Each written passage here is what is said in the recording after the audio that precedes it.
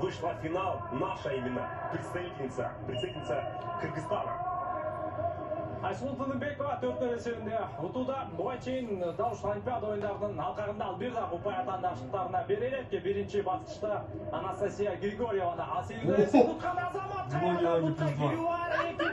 екі ұпайлық қарекет жана жалпысынан 6-0. Атандашына аяқтырыш керек о. Давай, если закинет, будет плюс 4. Атандашына аяқтырыш керек жана тағы бір-екі накат қыла тұрған болса, мөреттен бұрда жеңіш біздікі болады. Айсулу Тыныбекова әрекет. Қараңыздаршы, украиналық балбаңыз атандашының бұтынан қармап, ақырағына чейін күрешін ұлантады. Көшеге басылуға мүмкіншілік болған жоқ. Бұған чейін чейрек финалда Айсулу Тыныбекова Плюс 2. Еще плюс 2 надо. Еще 2 балла и свет будет потушен здесь. Плюс 2. 10.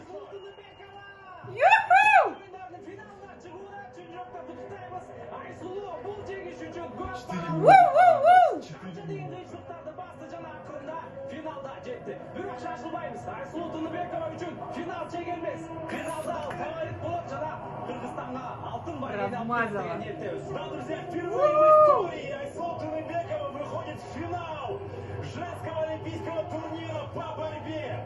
На самом деле, соглашусь с Хуаном, очень большой путь она проделала. Это ее 3-я Олимпиада.